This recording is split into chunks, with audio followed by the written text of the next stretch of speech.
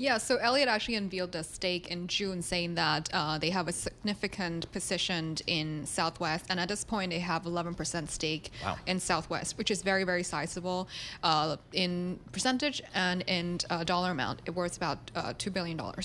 What we know here is that Elliott is calling a special shareholder meeting, which is an out-of-cycle investors meeting, and they're trying to elect 8 members into the board. Does Love, aka that's LUV is the ticker for Southwest, does Southwest have a leg to stand on? So Southwest actually just put out a statement.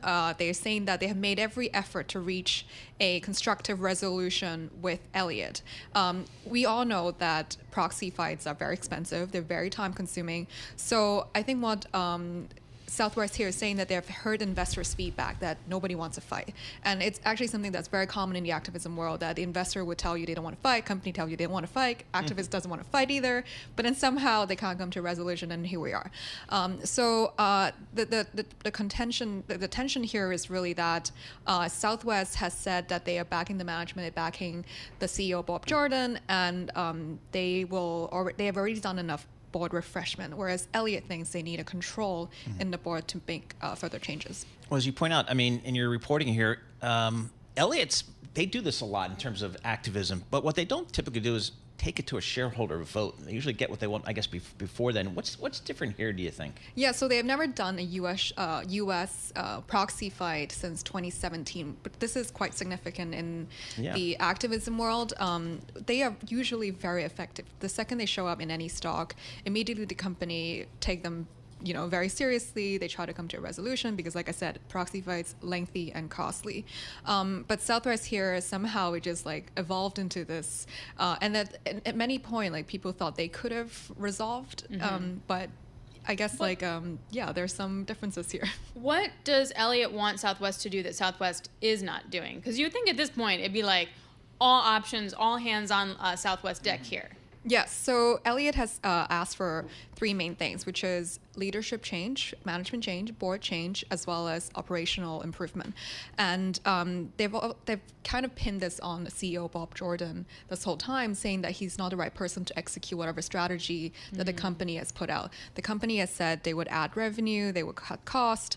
They even had an investor day in late September, and none of that kind of,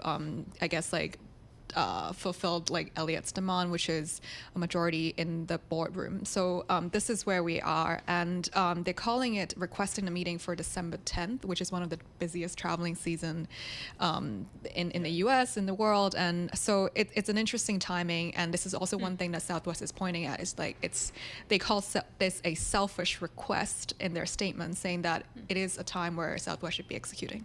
Southwest, they in July adopted a poison pill. So they're taking this seriously. For sure. Yeah, so a poison pill is, as you know, something that stops someone from the hostile takeover.